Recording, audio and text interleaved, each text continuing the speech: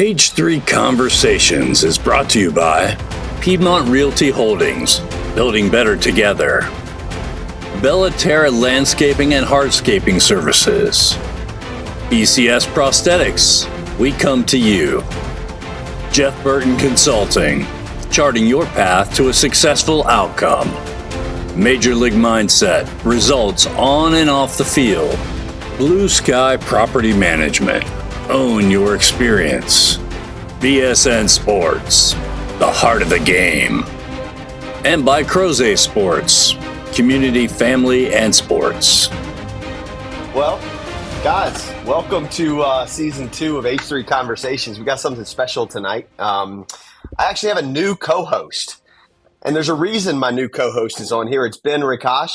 Ben, say hi to everybody. Hey, happy to be part of the team.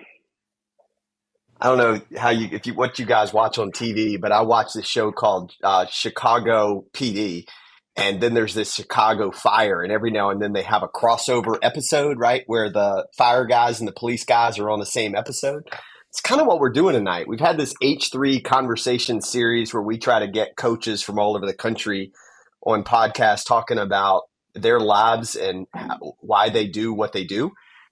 Ben is launching a new series for us. Ben, what's the name of it? It's called Unique Pathways, presented by H3 Conversations. Very exciting. Why Unique Pathways, Ben? Give you a chance to plug it a little bit here. Well, athletes from all over the country, specifically in the Central Virginia region, have different ways to get to where they are today. That's one of the more unique things about sports. There's no set path that you have to take. So I'm just going to have some conversations with athletes, whether it's baseball, basketball, football, about how they got to where they are today and who helped them get there. Okay. Man, I can't wait to log into that one. So this is our crossover episode right here, right? Where we're not talking to just baseball coaches or coaches, but you guys are kind of in the coaching business. And frankly, one of the reasons that I wanted you on the podcast here was to talk about this cool new venture that you have going on. We're going to get to a little bit of your past because I want to hear about your unique pathways, but you both are into interesting things right now. So I'd love for you guys to each just tell us a little bit about what's going on with you this semester. And then we'll dive into a little bit more about VICI. Why don't we start with you, Nick? Okay. For you guys who don't know me, I'm Nick Sanker. I'm a senior at Princeton University where I play football. And this semester is a little weird for me because there's no postgraduate football in the Ivy League, in order for me to utilize my COVID year and go back and play one more season, I have to move essentially my spring semester to the fall. So I'm off for the spring, unenrolled for the spring, and going to be playing again in the fall for Princeton. So I'm at home until August and have some time to train, spend some time with my family, and work on this awesome startup that I have going. So it's been really fun, and I'm excited for the next couple of months. Awesome. Jonas, tell us about what's going on in your life right now. Yeah, so I'm Jonas. I'm a junior. I play football at UVA. I would say for me right now, we're kind of just in the heat, the middle of winter workouts. So we got we call it Wahoo cells right now. It's like this 2-week stretch where it's like, how do I explain it? It's like these really, really tough workouts we do like early in the morning, and it's kind of like right before spring break, and then after that we kick off spring practice. So. Yeah, I'd say I'm pretty busy right now. I'm taking 5 classes. I'm kind of loading up my class schedule right now to make sure I can graduate by the fall next semester, I guess. Yeah, and then after that, looking to go to the draft. So, hey, what's early in the morning? Tuesday I woke up at 4:30. Oh Man, tell me about that. Is that something that you do easily? Honestly, I don't think it's really that difficult because, I mean, you just kind of have to go to bed a little bit earlier. But like, if I woke up at 4:30, and we had workouts that started at 5:30. So, like, I wake up at 4:30, head over to the facility, eat, stretch out a little bit, get dressed, and then probably be out on the field by like 5:15, 5:10. Just be out there early and kind of just move around, be with the guys a little bit, and then we'll kind of start and get stretched out. Tell So you what, if go ahead. practice starts at 5:30, I'd assume it's a couple hours. What's the rest of your day look like? Are you going to bed around 9? Yeah, that's the goal. I'm watching this TV show that my roommate put me onto. It's called Power, and I had never seen it, but apparently it's popular. A lot of people have seen it, so I'll be trying to go to bed by 9, but I'll be locked into that show. I went to bed at like 10 Monday night for the Wild Joes, but I feel like 10 still. I mean, I got decent sleep. I mean, you are a college student after all. I mean, I go to bed at 9, but I'm 53 years old. You know what I mean? Like, college students don't normally do that. But I will tell you this. This is the beauty of team sports. And I don't care whether you're a football player or a baseball player. When you're doing something with other people, it's a whole lot easier to get up at 4:30 or stay up late to watch a TV show or do other things that you might not do easily, So anyway. Hey, Nick, what time, given that you're kind of off this semester and you're starting your own business, so entrepreneurs can play at their own schedule, like what time do you get up every day? I mean, it depends on the day. Like, a lot of times I've been trying to – a lot of my workouts are in the afternoons, so I don't have to be up at whatever time. And it really just depends on the day. Sometimes Tommy's in basketball season right now, so every once in a while I have to take him to the early morning practice at like 5:40, but most days I can sleep into like 8, get up, get my day going, get a little bit of work done. And then I try to go a couple days a week to Pilates and yoga over at the YMCA at 10. So that's generally the first thing that I have to do. Like you said, being an entrepreneur, I kind of have control over my schedule. So I like to get up and get a little bit of work done right before then. So, do you have Princeton issued yoga pants? I do not. Yeah, hey, you go ahead. I was gonna say I started doing it after my sophomore year. I had a lot of back issues, and so when I came home for the summer, I was home that summer training at home, and I started going to the yoga classes over at the Y. It was me and like 40 old ladies, or middle-aged to older. Yeah, be a little careful. And I would go like twice a week, and then after like 2 months of doing that during the summer, I got rid of like the back. Like I had some pretty serious back issues, and it was all pretty much knocked out and gone by the end of the summer. And I attributed a lot of that to yoga and Pilates. So I think that's why I kept going and made it important to keep going. Yeah. Hey, I'm getting off script here a little bit, but only because you introduced the idea of Tommy, who's one of your younger brothers that not everybody will know. There used to be a Sanker family rule that you could only play one sport per child in any given year. Now, I know you two, because we were talking earlier about your basketball prowess. I know that somewhere along the way, that rule must have gone away. Has the whole Sanker family gotten a little more lax on that rule, or is Tommy only a basketball player? Honestly, I'm gonna say this. I'm gonna say it used to be, the limit, how many sports you could play, and now my mom's trying to push people out the door to make sure they're playing sports. So definitely changed a lot. But it's never fair. It's never fair to the old kids, is it? Right? Like things get a lot easier on the younger ones. Yeah. And I mean, we were allowed to play. Once we got to middle school is when you were allowed to do too, because a lot of times you were able to do it after school at school. It's like travel stuff and non-school related that kind of made it harder. A lot of times when you're young, you're at either VABA or different other YMCA football. We play flag football. So it's not really like right after school, easy to just go to and then pick up. But it being with like the school's middle school football and basketball teams, it made it a lot easier to do those kind of things. But the max was always 2 for us as well. I gotcha. Real quick, Jonas, I'll give this one to you. Can you talk a little bit about the benefits of playing 2 sports, just exercising different muscles, different parts of the brain, and how those kind of interact there? I mean, I can give my 2 cents on it. I just think it's more fun to play a lot of sports personally. Like trying out different things because you'll never get that same opportunity to kind of play those sports at the same competitive level. But I mean, if I'm being honest, I would say like I know college coaches like they definitely recruit people more that play multiple sports. Like when they look for, my DB coach always says like when he's looking at a DB, he likes to go look at their basketball tape or if they have another sport just to see how coordinated they are, how well they can just move laterally. Because I think basketball is probably the best sport for people who are playing football for them to like also kind of have picked up or be good at. What is Gotta that? have Because good of hips. footwork, what is that? Lateral, I think the main thing is lateral quickness and then like explosiveness. Like you can tell when a guy's, I guess my even internet if he's not the greatest basketball player, I feel like it's easy my to show how internet kicked me explosive out you for are when some you're reason. playing The whole basketball, whether that's kicked me out rebounding, of the studio, dunking, so sorry about playing that. defense, like stuff like that. Yeah. Yeah, that's good.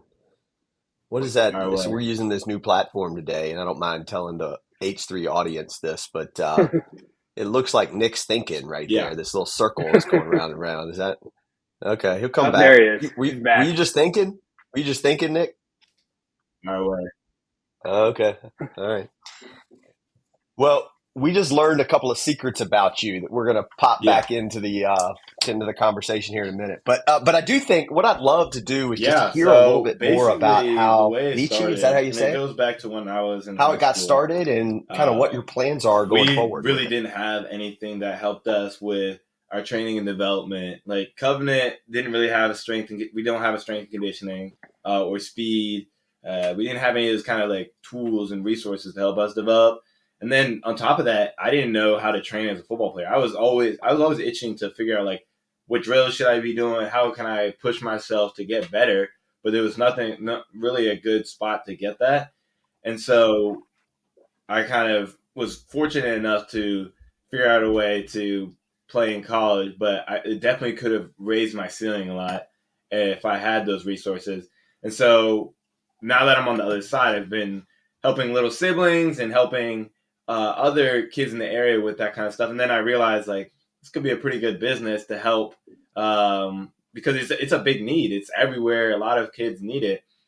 And so I started helping them, and it was COVID too. We started doing some kind of training things and events and stuff. So initially, the way that I saw it playing out was having high school student athletes work with the college athletes in their area to get some kind of training.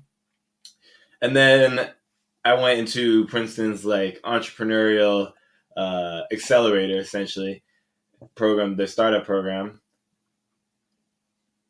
Can you hear me? Yeah. Nope, he's frozen again. It's all right. Um, Unreliable. Jonas, do I would love, finish his thought? You remember? You know how it got started from there? I would love to finish that thought, but I don't know where he was going.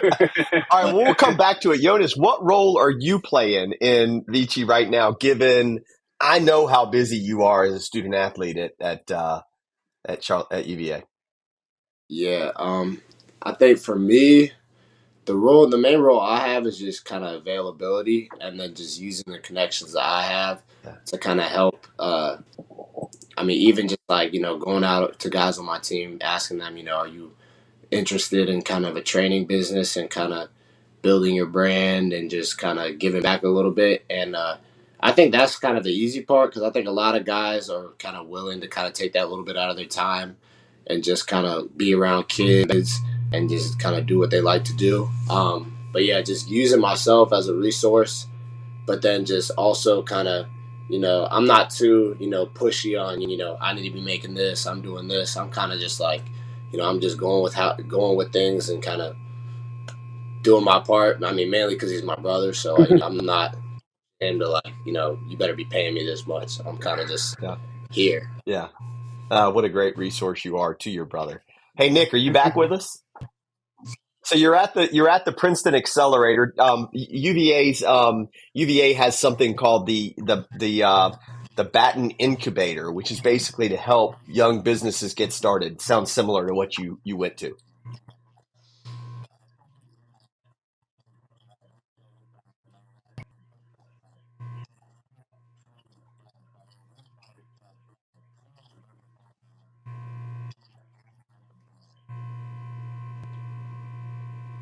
Yeah, I can hear yeah. you. Yeah, you're good. No, we got you. That's all right. That's all right. Yeah, no problem. Yeah, we're Yeah, good. Nick, I want to ask you something real quick. So you've been Jonas? on the player side of football for probably as long as you can remember. Now you're kind of on the mentor training side sometimes. What do you learn about the game and maybe even yourself and your game through doing this on the other side of the lens? I think one of the biggest things I've learned from playing and kind of mentoring is kind of just, you know, how much of a benefit like having confidence in yourself is. And I think like you can see that a lot with, people like who played from their freshman year to their junior year. Like you'll just see the change of just like not even their body doesn't change that much, they don't get that much bigger and stronger. It's just kind of they've developed like that confidence in their own head of like, what they're actually capable of.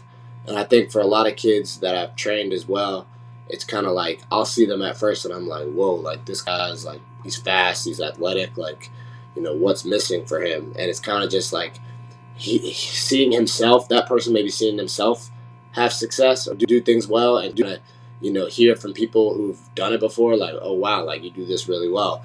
Sometimes that's all people need to kind of go out and do things well. Because I know, like for me, when I came in my freshman year at UVA, I felt like I had a lot of confidence in what I was able to do, but just kind of having guys around me who had been there, kind of just like like telling me like, oh, you're gonna do this, like you're gonna do this good, like you have nothing to be like nervous about, worried about, it's stuff like that. Just I think it just benefits and it just lifts people up. Yeah, that's tremendous.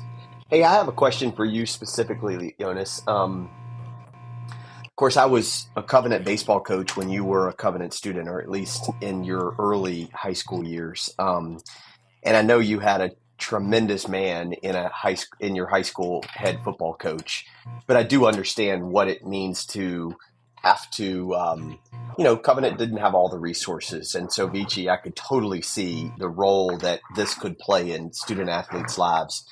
But like you played 8-man football, and you were a dominant player, but you stepped onto the field in one of the top conferences in the country. What was that adjustment like for you? I mean, you had been to camps, you had been around 11-man football, but you had played 8-man football, and probably in a unique place when you stepped on grounds at UVA that nobody else was in. Is that true? Anybody else come out of 8-man football like that? Yeah, I mean, people laugh. People definitely laugh about the 8-man football piece and kind of look at it as a joke. There's like a handful of people maybe who played 8-man, and that's kind of like their crazy story. Yeah. But in terms of like the transition, honestly, I didn't think the transition was tough at all.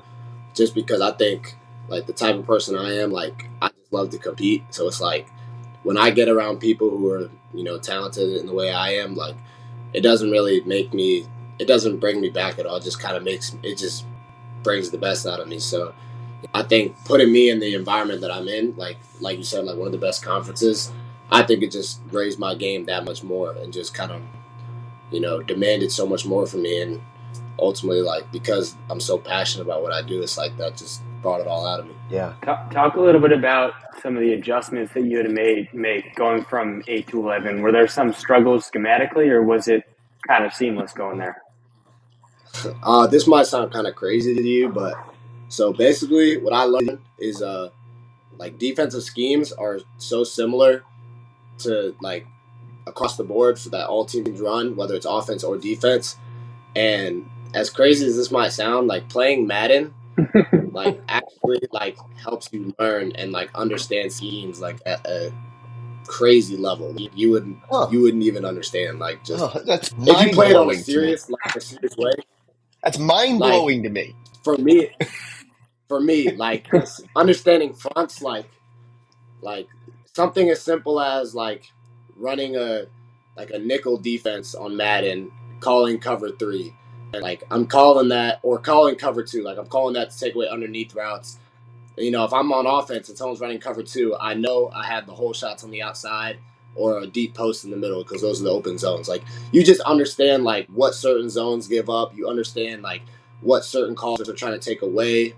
you understand stuff like, the importance of, like, let's say you're in cover 3, the importance of the zones moving with the quarterback's intent just to take away those hole shots. Like in cover 3, the hole shots are the seams and stuff like that. Like all that stuff I learned from I knew from Madden. Like if I saw a guy in cover 3 in Madden, boom, I'm throwing the hole shot right away. Like stuff like that. Like obviously it's a little different in real life because everyone's moving like in a better way because it's real people. But like I don't know. I just think conceptually, like it helped me a little bit actually, like just understand playbooks. Have you talked to Tony Elliott about this? I mean, like he's recruiting in all the wrong spots. Like he needs to be going to the freaking arcade, right? Nah, Hey, I mean, did you guys see the it movie? depends. Some people just play. What's the Go ahead. have y'all seen the race car movie where where the guy turns into a Formula One racer? He's a video gamer. You know what I'm talking about? Yeah, we saw that as a team. We saw that as a team at the movie theater before a game. That was such a great movie, and I gotta say, it blew my mind because, like, I think of video games as this colossal waste of time. Colossal waste of time. And all of a sudden, this guy is the best race car driver on the planet, and here you are, an all ACC defender, and you learn the game by playing Madden, right? I'm oversimplifying it. I say that as like like I honestly watched a lot of football, and like especially my earlier years in college. Like, I mean, still now to this day, but like I love to watch film. Like some people don't love to watch film, but like I could watch film just purely off the fact that I just like to watch football. I think it's fun to watch. But like just watching a lot of film and just seeing it happen so many times, and then also just the practice structure of like a big part of our practice structure was just like walk through. Yeah. And when you've done something, like they'll like count our reps. It's like you've done thousands and thousands of reps of this, and then you have to do it. Like you can't mess it up at that point. Like it's so ingrained in how you move. It's almost like walking. Like it feels like you're just walking. Yeah. Because it's so ingrained in what you're. That's awesome. All right, Nick, you think you're back with us? It directly into my computer, so I think we should be good on Wi-Fi now. I'm pretty confident that before this podcast started, we deemed you the techie amongst us, right? Isn't that funny? How ironic. Hey, Nick, I want to know. So, Wi-Fi. What's that? I think I need to kick Tommy off the Wi-Fi. Stealing all the Yeah, Wi-Fi. that's probably true. Tommy was a wild child, as I recalled at one time. Or was it Chunky that was the wild child? Who was the wilder one of the two? I don't think either of them are that wild. But yeah, I had to take. Well, Lucas and Jonas certainly had their wild streaks in them at one point in time. That's what I remember. Nick, you seemed like the guy back in the day who could have started VICI when you were in the 8th grade. Like you were already kind of mentally prepared for that. But okay, so I want to get back to this. So you got this business that you're running. Yeah. Are you mainly doing it with UVA athletes at this point in time, or are there athletes in other places too? Yeah, so for the in-person training that we do down here in Charlottesville, it's mainly UVA guys, but we also are building out an online development program. So we have Princeton, UVA, Georgia, Yale, wherever, Connecticut, UCLA, like all over the country, athletes that are going to be mentors who are going to meet with the high school athletes on a weekly basis and essentially walk them through their entire journey to playing college sports. But alongside that, we're going to have, so to say, a team of experts who are there creating like your personalized program. So we have Dr. Martin Katz. We have sports performance, like mental sports performance, Tyler McDaniel, and then we have Kenny Sabo, who's helping and Adapt, helping us with like the athletic development. So it's like helping with the physical training, having a doctor who's really with the recovery, nutrition, health standpoint, and then mental performance with Tyler McDaniel. So have that like full picture alongside a college athlete walking you through like your sport kind of detailed side is kind of how we say that playing out, and having them support them online, build up their programs, and really be a source of, like Jonas touched on earlier, someone that can help build up your confidence and be not only your support, but also your accountability to help you follow through with what you needed, with what it takes to get where you want to be. Because the way we started is really just understanding where they are right now, and where they want to be. So you have where you are right now and where you want to be, and then our job's to figure out what it's going to actually take to get you where you want to go and holding you to that kind of standard. So I'm pretty excited about that. I think it's going to be really cool to have that online component built out and have it accessible to a lot more people. So yeah, that's kind of the other side of on top of the in-person training that we're building out. I love this. I love this. Ben, what do you think you could have done with this training had somebody gotten a hold of you a couple of years ago? I mean, I can't even run a 40 dash in 6 seconds probably. So no chance I was making it anywhere anytime soon, no matter how much training I had. But I think that what you're doing is really cool. Nick, I was wondering, like, how, in terms of, you were talking about that Princeton Entrepreneurship Center that you were at. What were the next steps after that? So you got to Charlottesville, and then what? So basically, yeah, to kind of like review what it was, I was in Charlottesville going into college, thinking maybe at some point I'd do something like that. And then my sophomore year, I think, I started wanting to start a business, and we started doing a lot of in-person stuff in Charlottesville and in Princeton. Actually, we did a lot of in-person training in both locations. So we had Princeton athletes training up there as well, and I was up there helping running those camps. And Jonas was really the lead director down here, making sure Charlottesville things happened every week. So that was like really appreciated and really helpful for me to have someone that I trusted to do a good job down here. And then, yeah, I went to the accelerator during the summer after my junior year, and we were up there with my team. Three other people that were, or actually four other people that were working with me up there during the summer, and we were just essentially figuring out, like, how can we turn this into a real business? How do we scale it? How do we have the right kind of business model? How do you pitch to investors? And so learning a lot of those things, having advisors who were awesome. We had Ben Lehner who worked with us and was awesome. And now we're working during the year with, I don't know if you've heard of Derek Ladeau, and he's our advisor right now, but he's written a couple books on entrepreneurship that are really awesome. But he's been super helpful for us during this school year as almost like a continuation of that accelerator program. And we were fortunate enough to secure some funding in the fall too. We got our first investor for $25,000, and so that's helped us really start to invest in building out processes, having the equipment we need to start to provide quality. And yeah, now I'm here this spring, really making sure that the in-person continues to grow. We want to add in not just football, but working with Adapt to build out speed and strength as well. And then have the online program. Right now we're doing almost like a trial run with a small group to have them work with the experts and to have them work with the college athletes in a smaller, more controlled, as we try to build out this process and have it all run really smooth. Love this. I love this.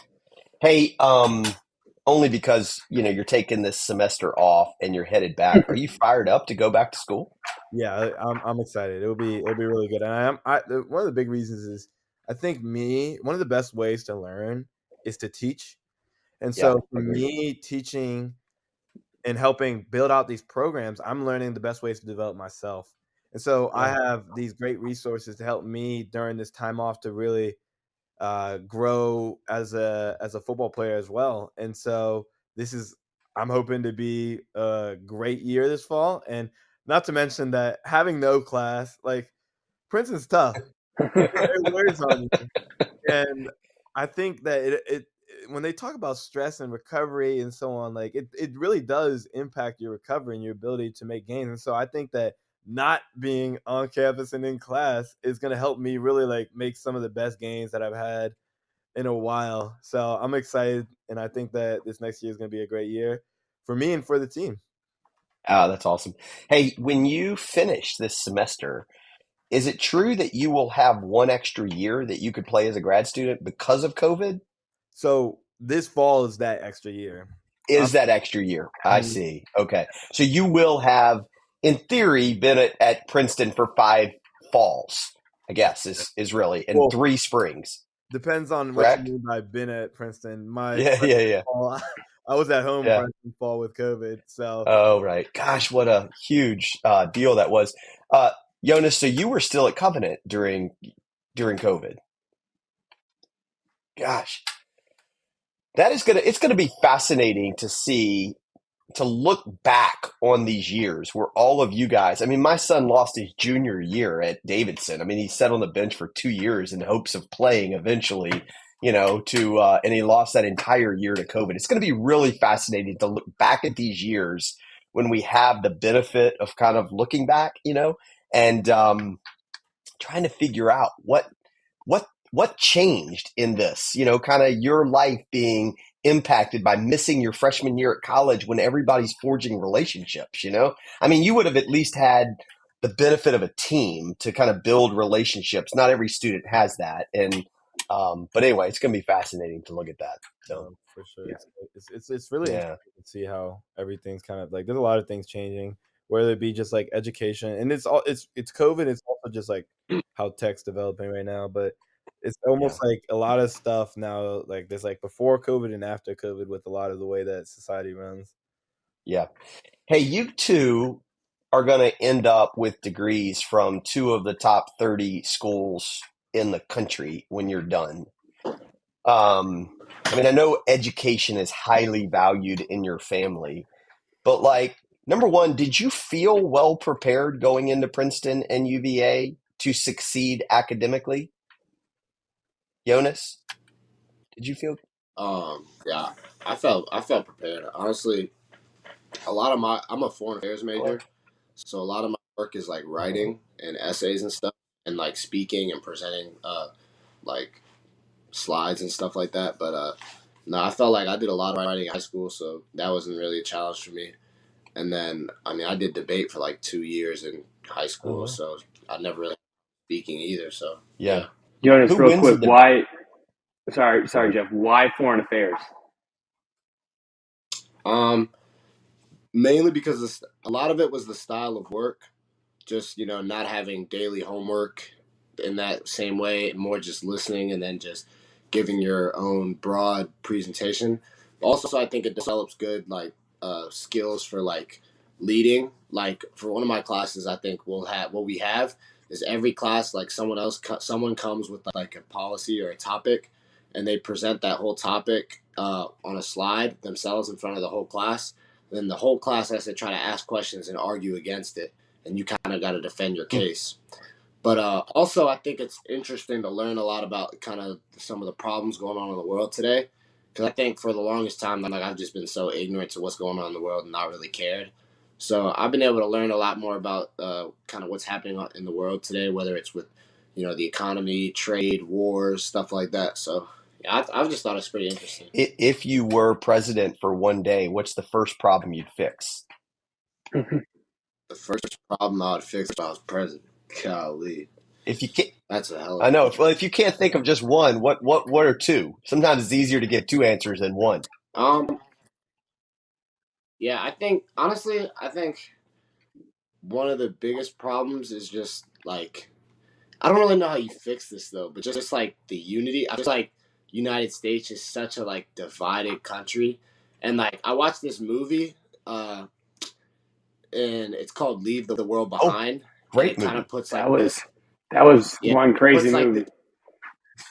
It brings in this whole idea of like how a country would attack us, and the idea of like creating a divided country to turn on each other, and like I don't know, I don't really know how as a president you kind of work against those type of problems, but I think those are the type of issues I think are most important, because it's like I feel like the United States in that aspect would be such an easy country to kind of not take over, but just destroy in itself. Whether it's taking away internet, like you see, like they took away internet, and it was just like so many problems created. And it just shows like how reliant like our country is on internet or stuff like that. Yeah, I agree that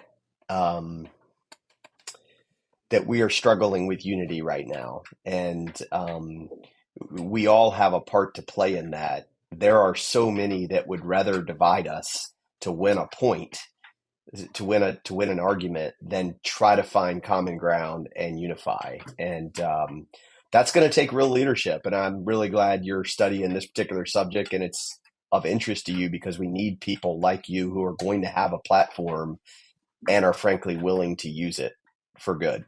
So, Nick, what are you studying? I'm an economics major, so You just want to buy the world. You don't want to save the world. I think, honestly, the thing is, at Princeton, it doesn't really matter what you major in. The whole point of the education there is just learning how to think, learn, speak well. It's a liberal arts education, so I felt really prepared from Covenant, coming from a very similar style. Learning how to just think and learn, because that's why a lot of Princeton alums essentially say, regardless of whatever major you want to go into or field you want to go into afterwards, people want to work with you because you're very good at learning and you can master whatever field you're going into very quickly. So I think I'm an economics major, and I like to think through logistically kind of how things work and what causes what. And I think also I partially chose it because I thought it was the closest thing to business. So it's pretty different, but it's more just like bigger concepts than actual business like details or lessons. But I think that the overall way that you learn at Princeton is very similar to Covenant. So I felt really prepared. I mean, we even have a senior thesis, but our thesis is a lot longer at Princeton. You going to write it on this business? What are you going to write it on? I still got to work on that. It's gonna be. There's a couple of things I'm looking at. I think it would be related to economics of the internet. Something in that area. I took a class on it in the fall, essentially learning how technology is really creating a information overload, which is partially a good, like, another really big reason for like the business is a lot of people, especially young people, are dealing with, there's just so much noise and information that they're having to process in every area of their life, that having someone to really filter out all the noise and really boil it down to like what they really need to hear is more important than ever. Not to mention that just it drains you mentally, and has big impact on the psychological well-being. So having some kind of support's even more important than ever as well in that kind of component. But yeah, we talked, I essentially wrote my final paper for this class talking about how technology in the past had the problem had been too little information to make decisions. And now it's really the opposite because of the way that the technology is, that there's too much information to make decisions and people are kind of like stagnant. And then it's also just like you have no time to relax, because the way that you relax is by consuming things rather than turning your brain off. And so you're less rested, and you need more rest to be able to have the attention span to deal with everything that you need to deal with and make the decisions that you. So there's this gap. It's like supply and demand. Your supply's lower and your demand's higher. So now you have this gap, and that's causing a lot of issues when it becomes to health, stress, all those kind of things. And people are right now trying to keep up, but it's just going to have it's going to cause some issues in the future. So it's important that people learn how to slow down a little bit and filter out different kinds of things in some kind of fashion. I don't know if you've ever read any of Dallas Willard's books. Have you ever read anything by Dallas Willard before? He's a theologian and talks about spiritual disciplines. But one of the ones that have been the most convicting to me are silence and solitude. Yeah. And to get to your point, like in a world where our lives are constantly consumed, when we want to relax, we sit down and veg out with a phone in our hand, with the TV on in the background. And it's almost as if we're afraid of silence. I was teaching a a group session throughout the last 2 months with a bunch of kids who are in the 8th to 10th grade talking about the recruiting process. And I challenged them to take some time every day to be quiet and still and by yourself and just think, right? I mean, if you wanted to spiritualize this, to pray or to whatever it is that will help you just kind of find some peace and ultimately move towards productive decisions. When we fill our lives constantly with noise, how in the world are we ever supposed to figure out where we're to go, right? I mean, we're just listening to the noise tell us that it's time to get moving, or it's time to, and UVA is like this, Princeton is like this, I'm sure VCU is like this. We're constantly challenged to compete with the person that's next to us. And sometimes what we need is to compete with our own psyche and just kind of chill out, relax, stop and think. And anyway, I love your topic. I think that would be a fascinating one to do a paper on. So yeah, well said. Yeah. Hey, can we talk about a hard subject? My mother passed away 2 years ago. She had battled Alzheimer's for about 11 years, and she was 62, I think, when she was diagnosed, and she didn't speak my name for the last 7 years of her life. She didn't get out of bed for the last 2 or 3 years of her life, including in that was a COVID period when we couldn't go see her. And you guys have been dealing with something really hard, and I've been praying for you guys for a long time. Part of the reason I reached out to you, Nick, a couple of weeks ago was I just I know how caring and compassionate your father is and how many people he has influenced, and he's raising wonderful children. And yet he comes down with this absolutely dreadful disease a few years ago. How are you guys doing? Are you doing okay as your dad battles with early stage Alzheimer's or early onset Alzheimer's? Yeah. Jonas, I mean, are you doing okay? I was gonna see if Nick Okay. went first. Okay. Yeah, I mean, it's been challenging for sure. I think it's been cool. It's been one thing that I've enjoyed seeing come out of it is just, how much some of my younger siblings have kind of grown up and kind of stepped up. I know Lucas, I've seen him grow up a lot, whether it's just being able to handle things on his own, being able to, wanting to come home more, wanting to just help out more. And especially Tommy, he had a lot of problems not growing up, but just with Lane and Elias, just bullying and just, feeling the need to always try to just pick at them and belittle them. So, my mom's talked about all the ways, he's been such a great big brother, whether it's at Rockbridge, inviting Lane to sit with him and his friends, just little stuff like that. So just kind of seeing the growth in them. But also, I think it's just, I think my mom's true colors. I've always known what type of person she is, but just, seeing her patience and just, the way she's been able to handle that's been, really inspiring for sure. And, I know what she has to go through because there's been times where, she'll ask me to come home for a weekend, watch my dad. And I'm like, home, I don't know if I can do it. Cause I know what it requires. And it's it's nothing that you want to do ever. It's really difficult. So the fact that that's her lifestyle and she does that every day, and I'm just I don't know how you do that. So I think a lot of those kind of things, I think it can speak into the kind of why you do what you do, why people ask what motivates you to kind of always keep pushing and stuff like that. So, I think seeing, obviously that I would never have wanted things to be the way they are, but I think, because of that, it's helped me to kind of see and discover, why it is that I'm able to kind of just always feel motivated and always, never complain about any negative thing happening in my life or any hard thing that I'm going through. Hey, you made a lot of great points there, gosh. One of the things that I think I learned throughout the struggles that my parents had going through this was we sometimes forget to take care of the caretaker, right? And you're right. Your mom is in the throes of this while she raises those beautiful children of your siblings. She's also losing her spouse every day, the person she chose to spend the rest of her life with. And And I know my wife reaches out to your mom some. Your mom is an incredible woman, and you're right that she shines in this type of moment, and yet it is hard every day. It is hard every day. So, Nick, what about you? How are you doing? I mean, yeah, like Jonas said, I think it's definitely tough. But I think, like he also said, it's kind of brought the best out of everybody else.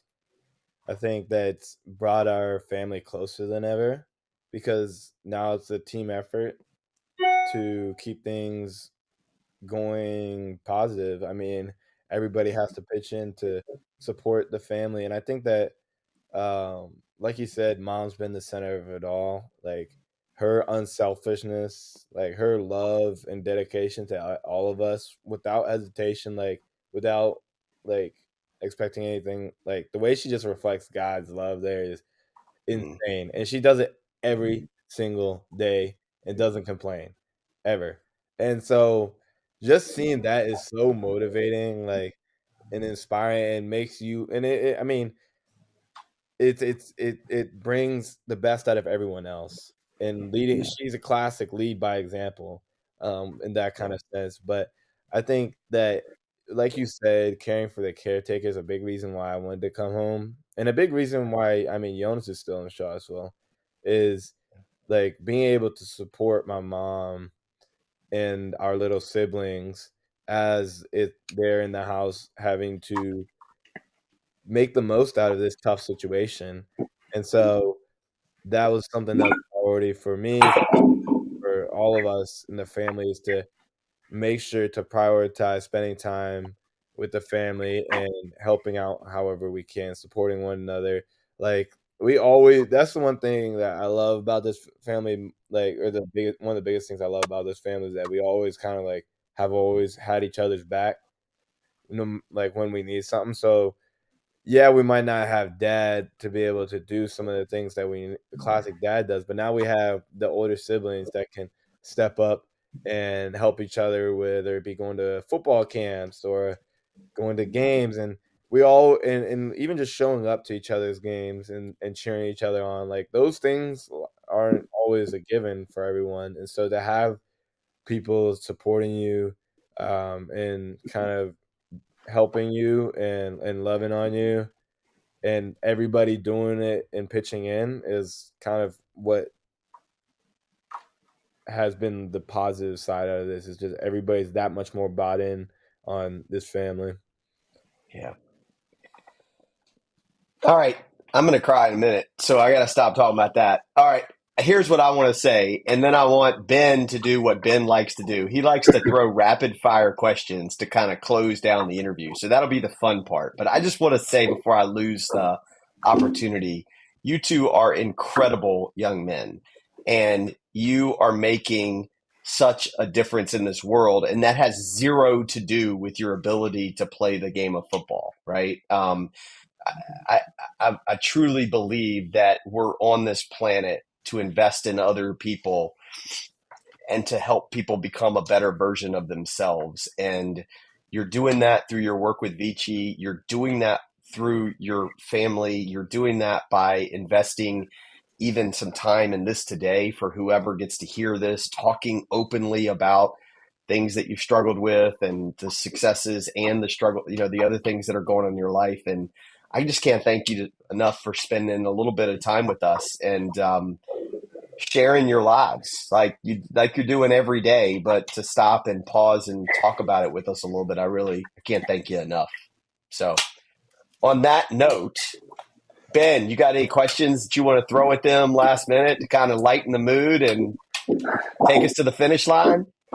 Yeah, well, I think you said it perfectly. I, of course, appreciate these two gentlemen for taking some time out of their busy days to spend it with us. But Jonas, I wanted to ask you a little bit about, on my show, we talk about how different athletes take different roads to different paths in their journeys. I wanted to ask you about the UVA coaching change back a couple of years ago. What was going through your mind during that, and how did it kind of impact you going forward? I think when I figured out that all the coaches are leaving, it was kind of unexpected. I was kind of thrown off a little bit, but I was kind of just open to whatever new was coming because I chose, like Nick said, a big reason why I chose VA was the family piece of just being able to still be present here.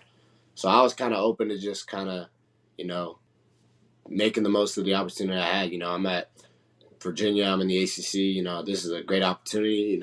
I'm not gonna let this kind of throw off my vision and my plan of what I want to do. And ended up working out really well for me. The new coaching staff. They came in with a lot of energy. They're really high character people. I've developed really good relationships with a lot of the coaches. My position coach specifically, he's one of the smartest people I've ever been around. He's helped me develop in ways that, I'll probably never be able to thank him enough for.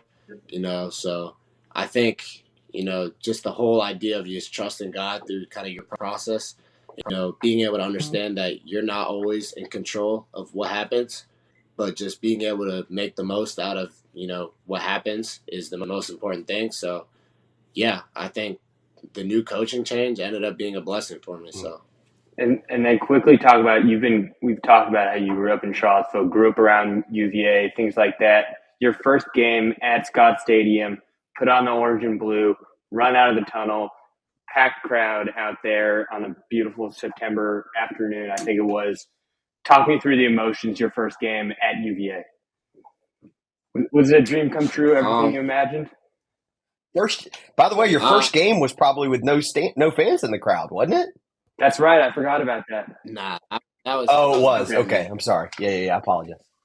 I remember my first game. If I'm being honest, I think this just speaks a lot about the confidence I had in myself and the goals I had for myself.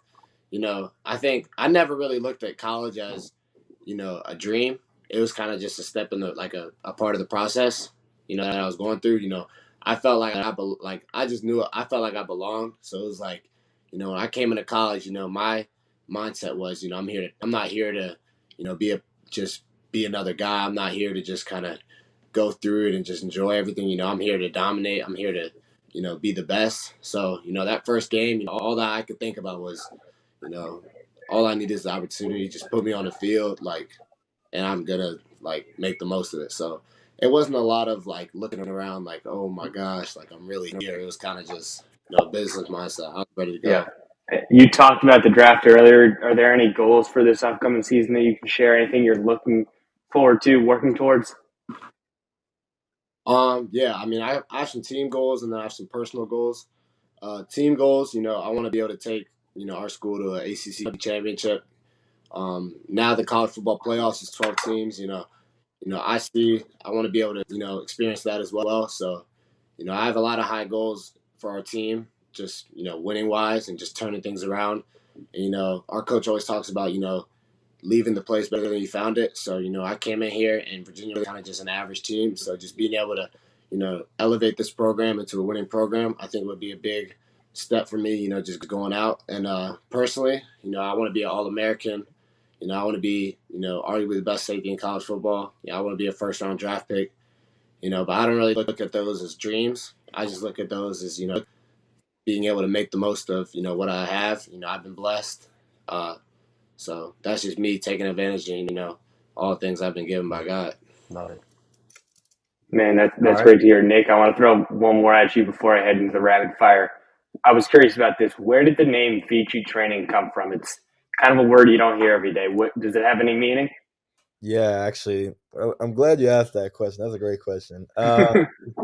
Basically, what it comes from is from Veni Vidi Vici. I came, I saw, I conquered, and the whole goal is to work with people who have conquered and overcome things in their life. So in this case, a lot of times it's the athletes that we're working. They've conquered and the athletic journey, and so having these people who've conquered things in their lives work with the next generation of kids or young student athletes to conquer and overcome whatever obstacles they're facing. So it's working with the conquerors to help the next wave of aspiring student athletes to conquer whatever it is in their life. And I want this to be more than just about athletics. I want them to conquer whatever it is. I hope that one day VICI can be about conquering things as a student or a musician or whatever you want to accomplish in your life, like have that confidence to attack it, because a lot of the skills that I've learned in athletics have translated and been a big reason for who I am today, and being able to approach it with that same mindset and have those same kind of processes and apply those to different areas of people's lives, like building whatever a generation of conquerors, as corny as that sounds, is kind of like the goal. Love it. That's going to be a great slogan on the back of a t-shirt. So, all right, take us out of here, Ben. Let's get in a couple rapid fire real quick. We'll go first thing each of you think of. Jonas will go first, and then Nick. First up, who's a coach or any form of adult that's had a super profound impact on your life specifically? My mom. Love it. Nick? I would say my dad. Do we want to say why or just jump right? I mean, you can say why if you want to. I think we already talked about that a little bit, but if you want to expand on that, you're more than welcome to. I mean, I would say the biggest thing is just like the no excuses, like no victim, like whatever you get, just like figure it out mindset.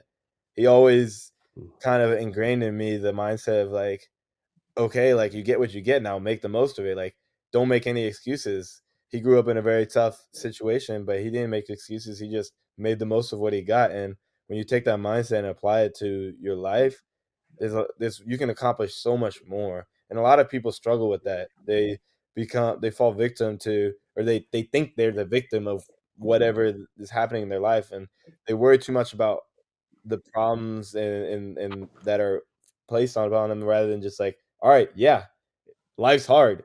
Now, like, let's move on and make the most of what we've got. So, hey Nick, I'm just gonna stop you for a second. The whole point of this last part was supposed to be right. Hey, it's all good. Hey, I like the why though. That was a good why. It's all good. I got. Yeah. Quick one. Yeah, one to take us out. Quick. Yeah. What's the thing you admire most about your brother? You go first. Thing I admire most about Nick is that is a hard rapid fire. Normally a rapid fire is like, what's your favorite movie? But thing I admire most about Nick is his work ethic, and how I could ask him to do arguably the hardest project in the world. I feel like he would find a way to figure it out. Love it. Nick? And to you. For Jonas, just like his loyalty. I think that he takes care of his people and is willing, like, if you ever need him for anything, he's always there. And he always is there for the people that care for him and will do whatever it takes or whatever they need, especially when people need it most. Love it. Love it. Hey, guys, once again, thank you so much. Jonas, get to your next meeting. If you guys ever need anything, we're here for you, all right? Holler at us. All right? Appreciate you guys. Yeah. H3 Conversations is brought to you by Piedmont Realty Holdings, building better together. Bellaterra Landscaping and Hardscaping Services. ECS Prosthetics, we come to you. Jeff Burton Consulting, charting your path to a successful outcome.